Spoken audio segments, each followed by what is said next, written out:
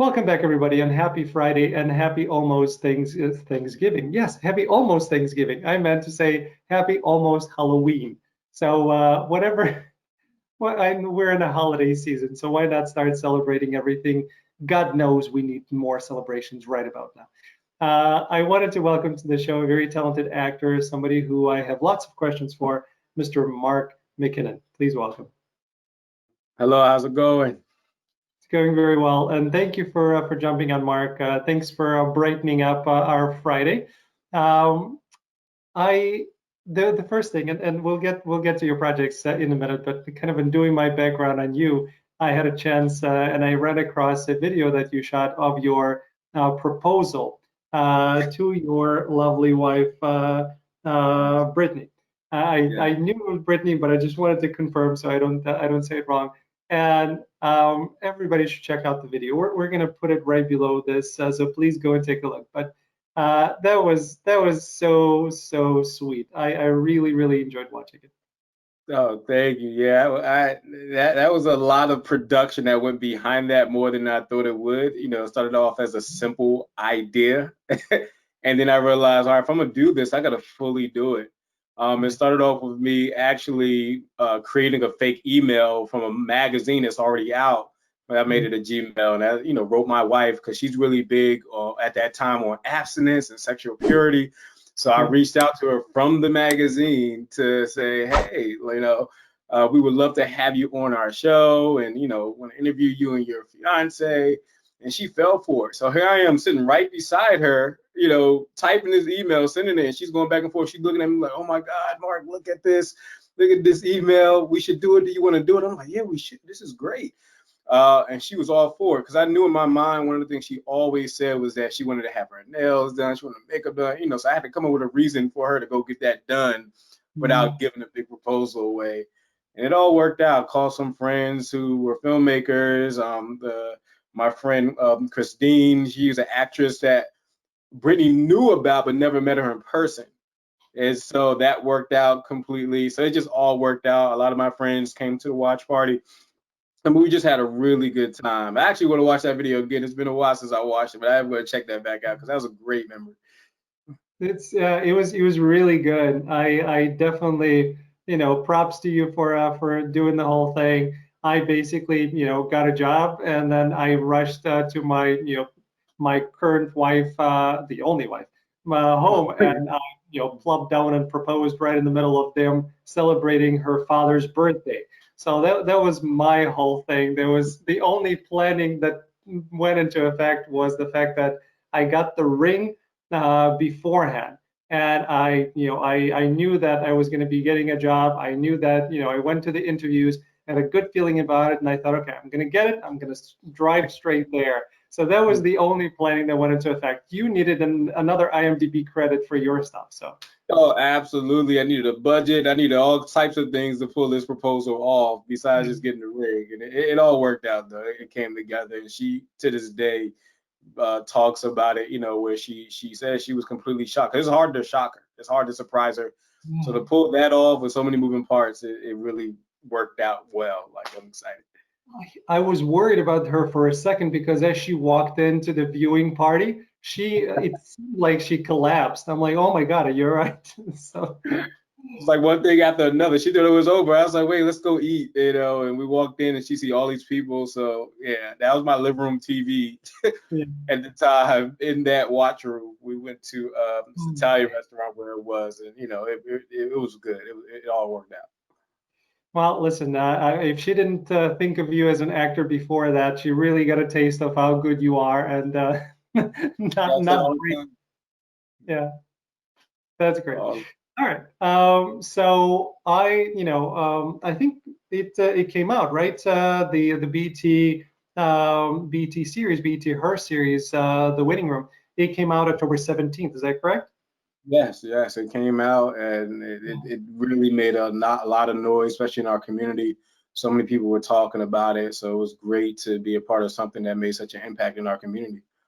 Yeah, and it wasn't an easy role for you to play because you were dealing with a topic that certainly affected your family or your grandfather. I think your dad as well, right?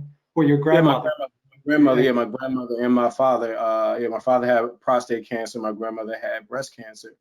And I felt bad when I first had the opportunity to even take on the role because I didn't know too much about cancer. You know, you hear the general things about it, but as I started to dig into this role and realized that my fiance in the movie has triple negative breast cancer, I'm like, wait, what is that? You know, I had to dig deeper to really understand it, and it made the pain even heavier based on what my grandmother went through. Because now I'm realizing, wow, she went through that. You know, at the time I was super young, so I didn't really understand.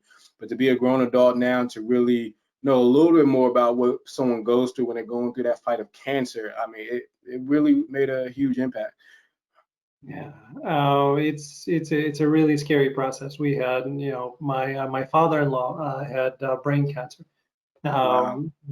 You know, I'm gonna say we went through it, but you know, compared to him, we didn't go through anything, right? You know, everybody goes through their own, but he's the one that had it. So it's a really difficult, scary, and you know, just a life-changing proposition. Um, from a pure acting perspective, again, you kind of alluded to the fact that it was you know, it was even heavier to play that because of your personal experience. Did you utilize that personal experience in the takes? Is that where kind of you went to get your emotional depth from? For me, it wasn't from my grandmother and my father's passing that I really pulled from. I pulled from a situation that me and my wife went through. She had a big health scare in 2018 where she was diagnosed with Bell's palsy. The entire left side of her face was completely paralyzed. Wow. Like it just came out of nowhere. One day we was on a trip coming from somewhere, and she was like, "I can't feel my face." I'm thinking she's joking, but she literally was like, "I cannot feel my face." By the next day, her whole face was just drooped. It was just down. So when we went to go get it checked out and they said Bell's palsy, we were like, wait, Bell's palsy. And when we realized what she was dealing with, it was really, really scary. So I pulled a lot from that because just like in the movie, you know, I had to become, I've always been supportive, but on another level, I had to learn new ways to support her, new ways to make her feel beautiful. You know, because when she first got diagnosed, she didn't want to do no more of her job. You know, she didn't want to go nowhere. And I had to force her to get out, force her to still go on dates. And it was tough. I had my breakdowns through it as well because, you know, we say, all right, yeah, I do at the altar, but this is a new territory in marriage that we had to collectively accept, you know. And I say, you know, this is who I'm going to marry. This is who God put in my life. So I'm going to be there for her, you know. So I pulled a lot from that aspect of the movie when it came from the emotional pain. Yeah. How's she doing now? Oh, she's healed. She's Good. completely healed, which is a blessing because it was predicted that it'll take 6 months to maybe a couple of years. And she was healed in 45 days. As we did our research, we found out when you really tackle stress and you make sure your stress levels are down, we made sure she still did her normal routine. We even got her to do acupuncture. We did everything we could to make sure we just, you know, coped with it. And after 45 days was completely gone. Like even the doctor was just shocked, you know, blown away. Like, wow, this we never seen it go away so fast. Thank God. That's really good to hear. Yeah, one more kind of a little kind of just acting thing because this is all about the love of acting and we love talking shop here. So, did you find, because again, you know, we're taping, we have to do lots of takes. Did you Right. find that even though you were tapped in to that emotional past, did you find that it was always there and available for you, or it waned through the takes and you had to kind of work around there? Mine was complete opposite. Like by the time we got to the first take, because you know you have time to prepare. You know, I listened to music. You know, I did things to really reconnect to that moment. And once you finish that first take, you almost forget that, like, oh, I have to do this again. So once I finished my first take for a lot of those emotional scenes, I'm like, all right, what's next? They're like, nope, let's get the wide shot, or let's get a little bit closer.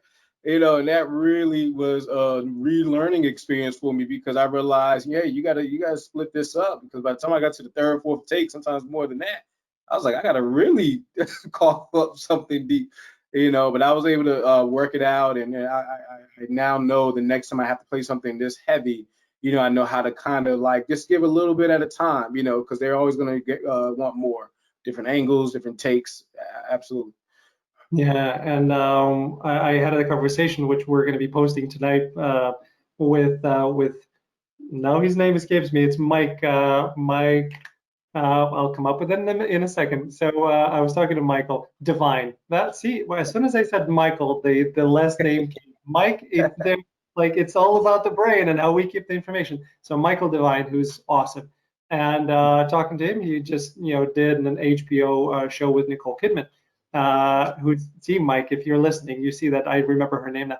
So and he was saying that in her dramatic scenes, it was such an interesting thing to observe that when it was a wide shot, she offered certain things, and as it got closer and closer and closer and closer to an extreme close-up, it was just complete switch of she went internal. So like all of this technical stuff, we have to know how to use it. Otherwise, just because they teach us as actors that we can get to a certain emotional place, you need to know how to do it again and again and again, and to the camera and to the type of shot it is. All of that is, a learned skill.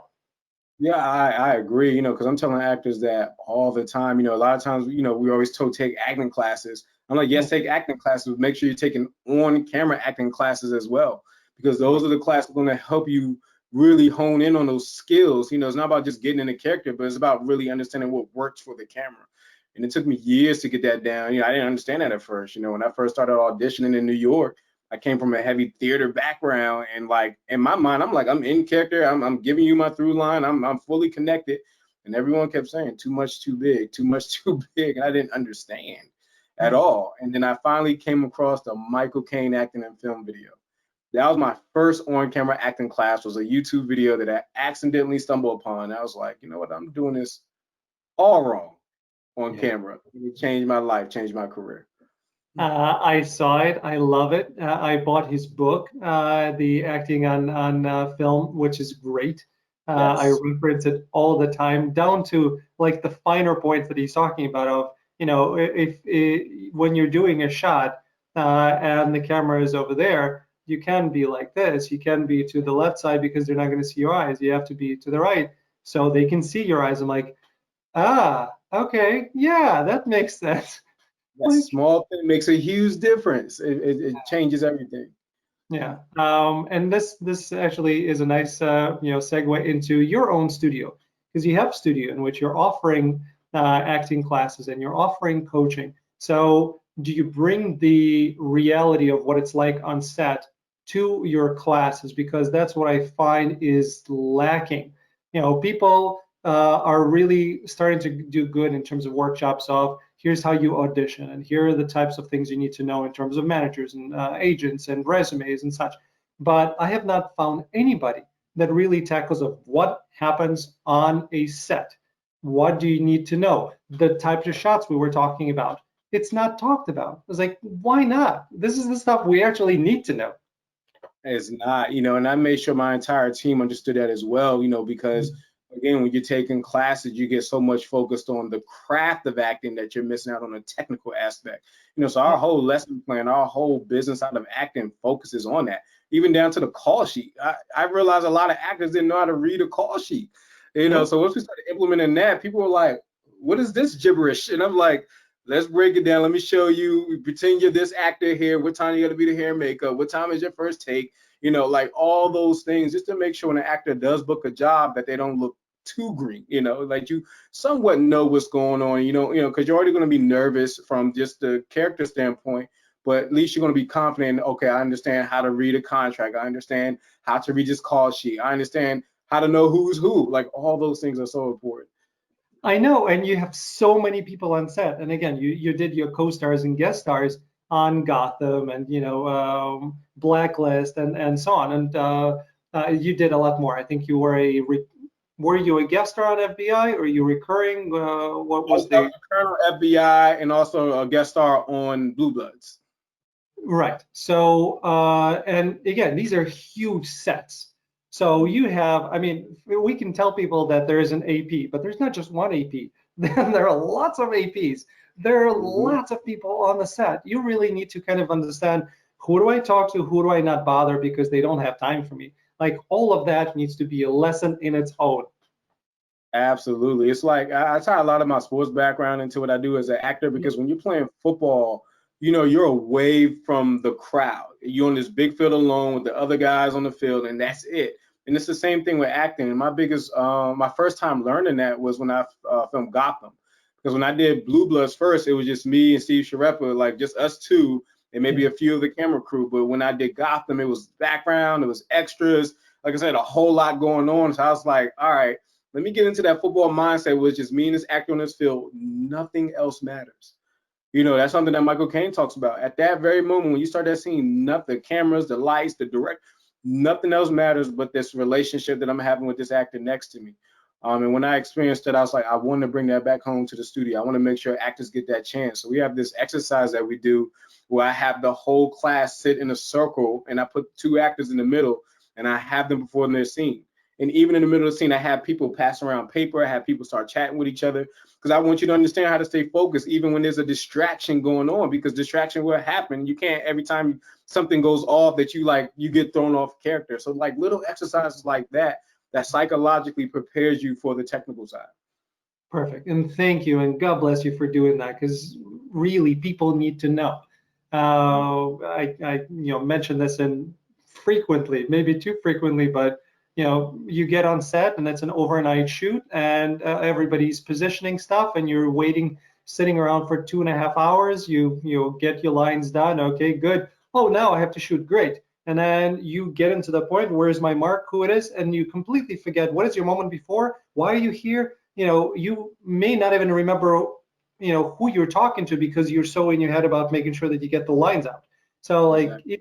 it needs to be practiced. Yes.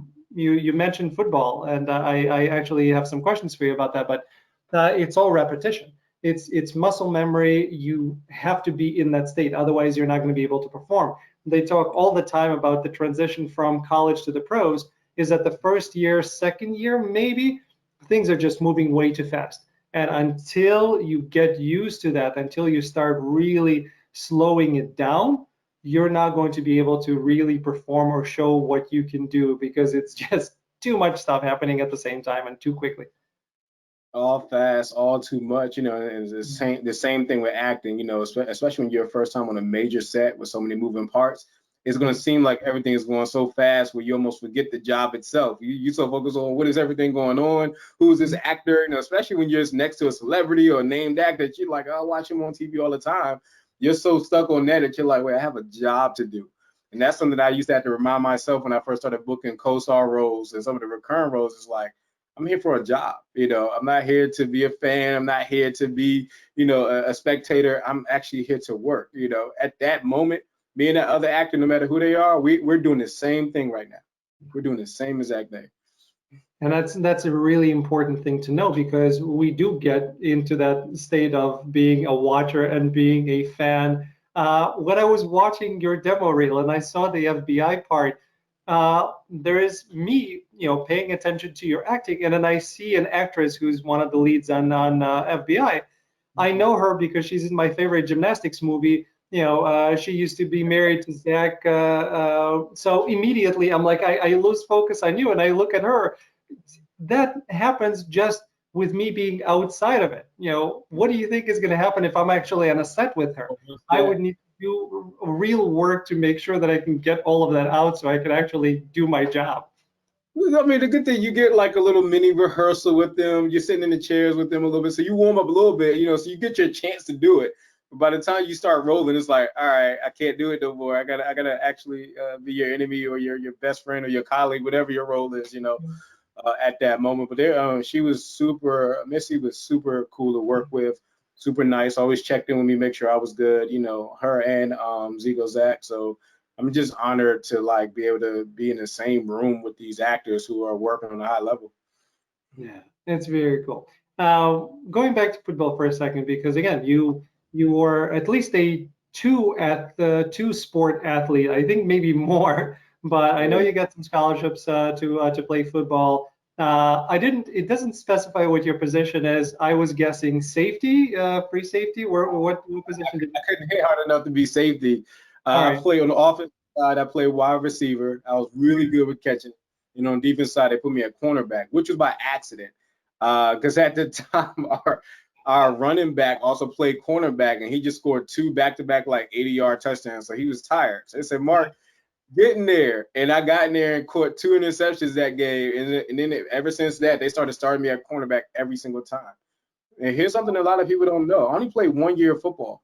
And in that 1 year, I won the MVP, broke the state record for interceptions, led my team in receptions, reception yards. So it's like, I wish I had another year of football. I could have got more scholarship offers in bigger schools probably. Well, and maybe then you wouldn't have become an actor because you'd probably be playing ball right now.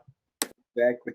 I mean, at this age, I probably been retired from football. I'll be just getting into acting right now, kind of like how Vernon Davis is doing. Like he quit acting and now he's on his way to just building his career. I mean, quit football on his way to building his acting career. Yeah, and that's where, I'm kind of ticked off that Ballers is done because it really allowed, people to be introduced. Eddie is amazing. I had no idea. So Eddie, whose name will come to me in a second, he was a running back for Tennessee. Eddie George. Eddie George, thank you. So when I saw Eddie George, there is a part of me that remembers him as a player, but I thought, wait a second, he's way too good to be just an athlete. This is an actor who looks like, Eddie George. And then I put 2 and 2 together that Eddie George is really, really, really good actor. So I'm ticked that Ballers is done because I didn't, now where are we going to get a chance to see all of these athletes try?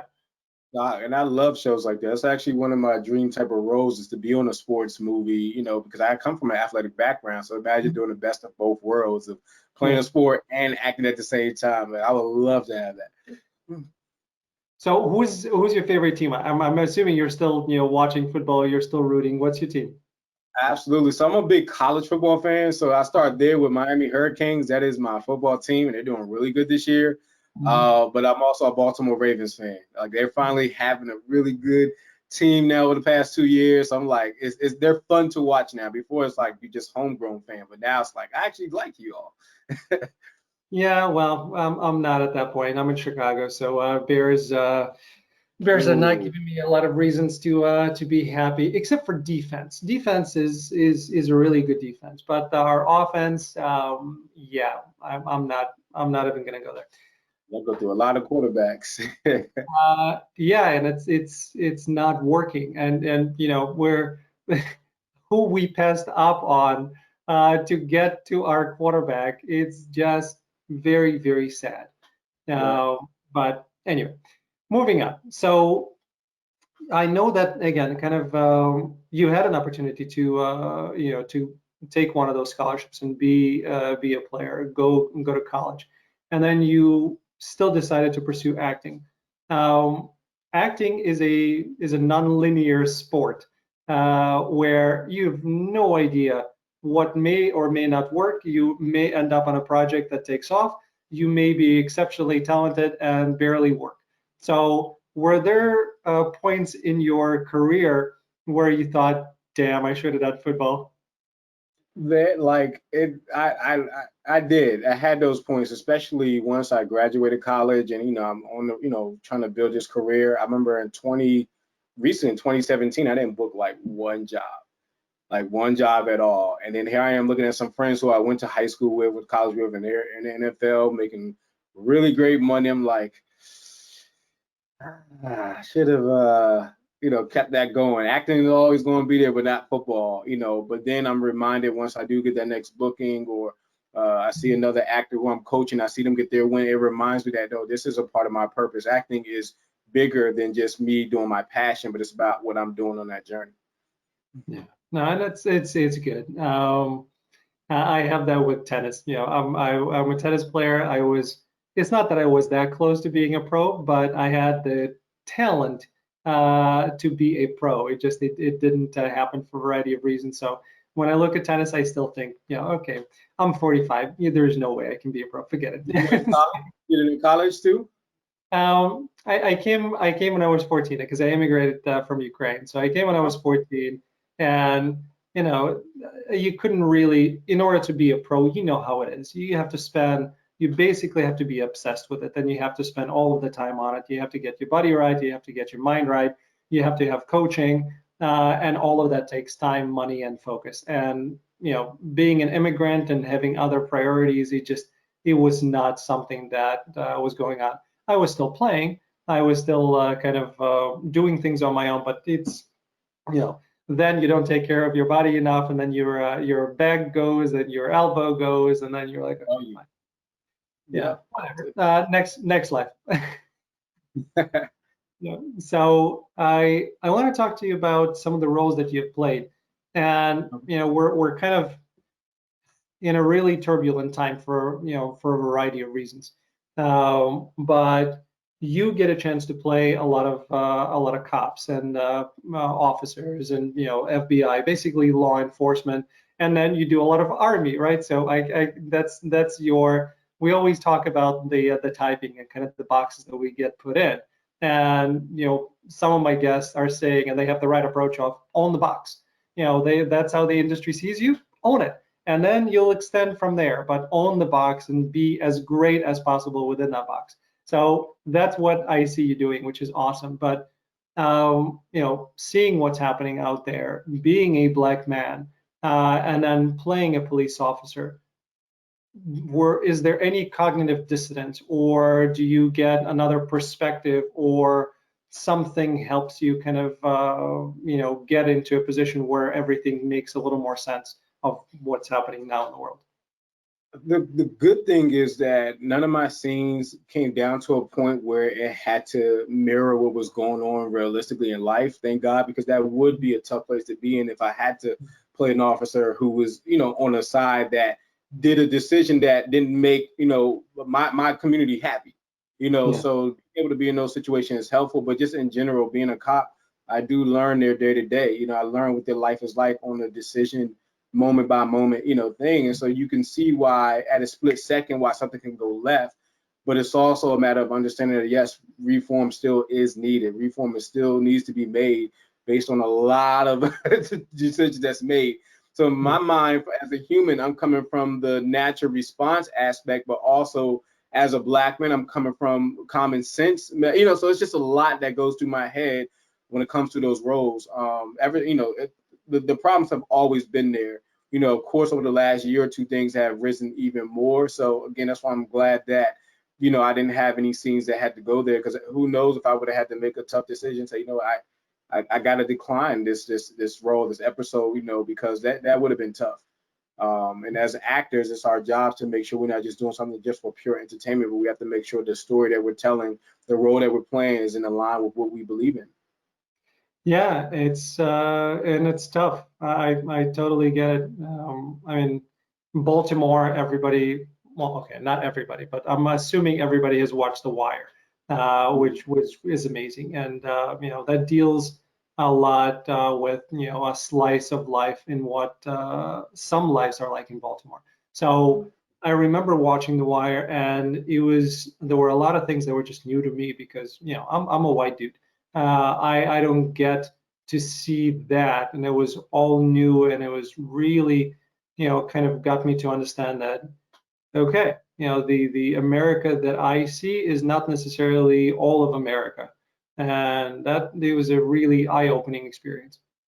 Oh man, yeah, and I'm glad that you were able to, even though it was a show, able to learn or realize that wow, America is different from what we see on the news or what maybe portrayed in other countries. So that for you to be able to see that and get like wow, that says a lot about what acting can do. That's just a TV show. That's supposed to be make believe, fake, but it was so authentic and the scenarios are so real that it influenced you to be like wow, this is what's really going on out there. Yeah, and I remember because again, and you and the black community will probably laugh at me right now, but I remember I got pulled over by a cop in I live in northwest suburbs of Chicago. It's a nice neighborhood.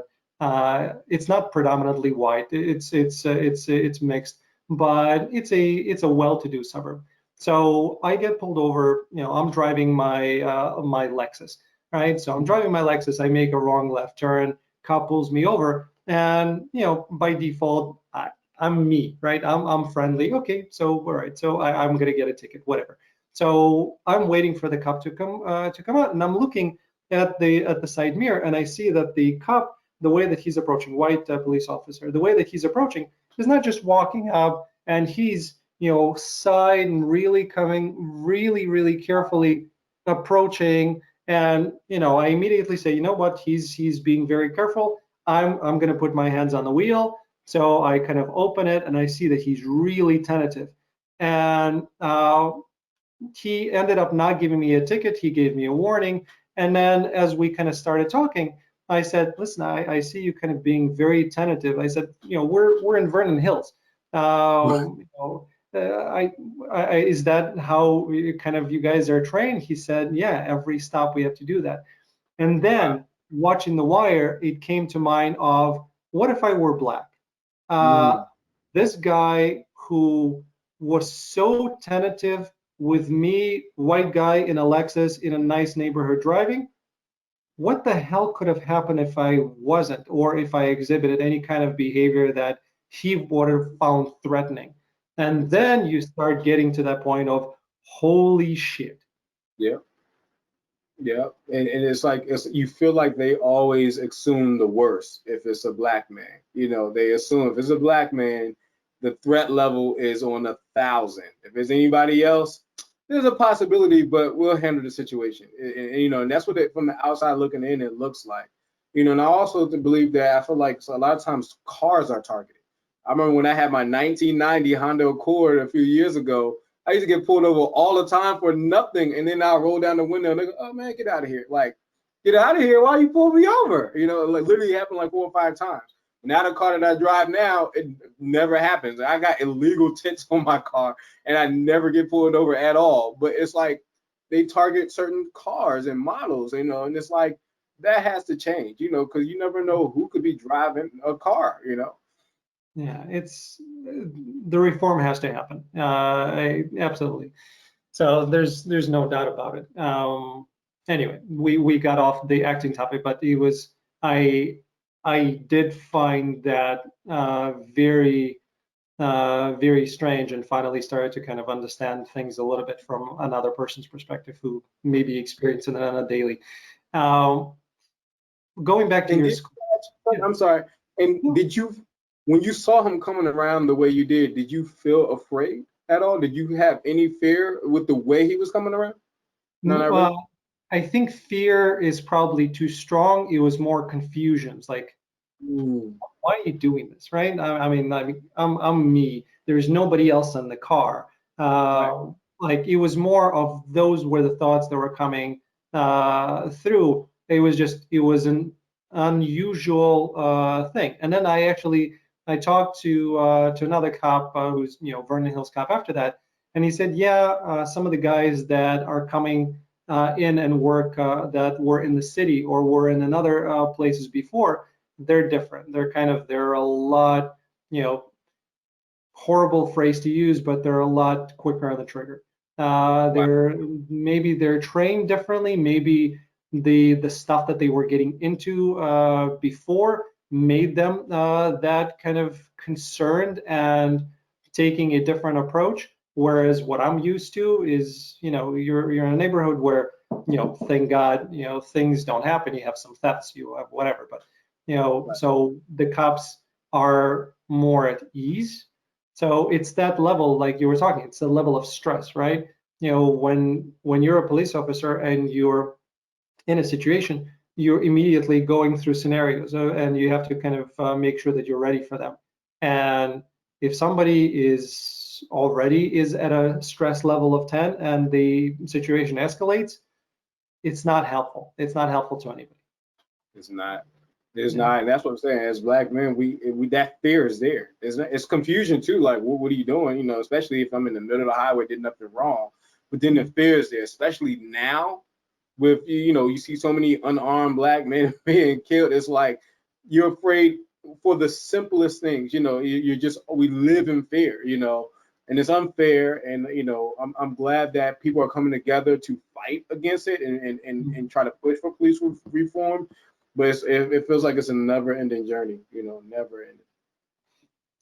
I think it's about people, right? I mean, we can tell somebody not to stereotype, but people are people, and until we get to a point where we start actually accepting each other and not judging each other for the color of our skin, seriously, I mean, come on. I think now? not Like, really. I don't get it. I know I'm an immigrant. I know I came here at 14. I'm sure it's a different kind of a cultural background thing. I don't get it. I don't get why right. people treat somebody differently because of the color of their skin or because somebody is gay or straight. I don't get it. It doesn't work for me. You're either a good person or you're not a good person. And everything else, I don't care. So Right. what? Live your life. Yeah, yeah. Going back to your school, you do coaching, and I saw some of the comments from not kids. These are actors. These are actors who book regulars on or recurring on Showtime series, and I see them being very complimentary of what you have to offer. From an outsider's perspective, because I want people to do coaching with you. What is it that you feel that you're doing that works really well and gets people to where they need to go? Well, the number one thing is the business side of acting. A lot of times, I try to help actors understand what we talked about before, that whole thing about type. But Yeah. to understand type, you have to know who you are. So right away, when actors first sign up at our studio, they first come, it don't go straight into, oh, here's a script. And I think that catches people off guard at first, but then they end up falling in love with it because they realize how much of themselves they could be. Because some people got little quirks or little things that people talk about them, but I'm like, no, expose that. If that's who you are, use it, and people start to enjoy it. But number two, I think the relationships that I have with casting directors, agents, and managers in New York is a big sell as well, because I really do have authentic relations with them. They're coming down to my studio all the time to do workshops. I built a pipeline of talent going back and forth from New York to DC. So to be the hub here in the DMV area really means a lot to grow. It wasn't always easy because of my age. I was, young. A lot of people didn't expect that somebody so young and Black would have something like this. So I did get a few, deflections when I used to try to promote on certain websites in the area. When I used to want certain sites that would promote everybody else's flyer, they wouldn't promote mine. But we just kept pushing through. And once everybody started seeing that we're not just a company that teaches Black actors, that we teach all diversity. They saw my team was diversity. They realized okay, this guy really does care about actors in general and not just Black actors. So when people started seeing that, the respect started coming. When they started seeing ABC cast coming down, they started seeing, different agents, managers coming down. They're like, he's doing something right for these people to continue to come. And then when you see people on these book shows, right there's no other proof that you need when you see the booking. No, it's great. And what I loved is on your website, on the Academy's website, you have a casting section, and you specifically say, look, we're not repping these people. This is for you because we have great people. Come and take a look. And that I haven't seen that in. I could be wrong, but I haven't seen that in a lot of the acting schools in Chicago, and I don't know why not. Isn't the whole point to develop people and to give them opportunities to work? Why wouldn't you do that? So when I saw that on yours, I'm like, there's another reason I like it. So, And I had a lot of opportunities because people would, contact our studio willing to pay us to do it. And I'm like, we're not an agency. That'd be great, but that's how much I want people to understand that this is an authentic heart that we have for actors. It's not about the money, it's about the relationships. We get the money from the actors paying for class, but when it comes to casting opportunities, that's them. We don't get a percentage from it or anything. And I think actors fell in love with that as well. good, and they should, because again, it has to be genuine. Otherwise, even if people, even if let's say that you started to charge, right, and you're doing this and you still have the genuineness behind it, people can argue, no, he's in it for the money. Yeah, just remove that whole thing. You're in it to help the people, and that's really the point. So I like it. If you even look at my prices, people would say all the time, how are your prices so low and you're surviving? Yeah. And I'm like, when I was an actor, I couldn't afford to take class daily because prices were so high. I took class for a month and then that was it for 3 or 4 months. But I was like, no, I want to make it affordable so you can continue to train daily. It's more about you learning than it is about the income. The business side, sometimes it has its bumps in the road, but at the end of the day, it's like in the long run, we end up winning. Yeah, and even your one-on-one price, and I looked at that price sheet. It's certainly on a lower spectrum than a lot of the people I encounter. So, and you spend a lot of time. It's not like half an hour. You have an hour and 20 minutes is kind of your regular one. So absolutely, and that's kind of what we need, right? There is no way for people to succeed if you don't have somebody helping them. So I'm glad that you took it upon yourself and the people who work for you in order to make an opportunity happen for somebody. So that's very nice. I appreciate that. Thank you. Yeah. Last question. I know I've taken a lot of your time and we've kind of danced around all sorts of topics, but if you had a chance to go and talk to Mark, who is deciding, hey, am I going to do football? Am I going to go and pursue acting? And you had one bit of advice. What would that advice be? The advice would be, going back to your purpose, because I would tell myself, Mhm. what are you going to do when football ends, when you get injured, when you get older, it can't be forever. Yeah, the money would be amazing, but I would rather be on a path where I can do it till I'm 100 years old. There's actors out here still working. It's not about physical thing. It's, if you're alive, you can breathe, you can have something. You can have something going on. So that's what I would advise anybody who's trying to make that tough decision. What's going to help you in the long run? What are you going to do to be able to position not just yourself but other people around you to succeed at what they do? Perfect. Well, Mark, it's really been a pleasure having you on. I appreciate it. Keep going. I applaud you for everything that you're doing, and you're doing it the right way, which is good to see. I appreciate you. Thank you again for having me on your show. Oh, it's my pleasure, and thanks to everybody for tuning in to another episode of The Love of Acting. Please let us know what you think. Comment below. We're right here, all with you. Take care.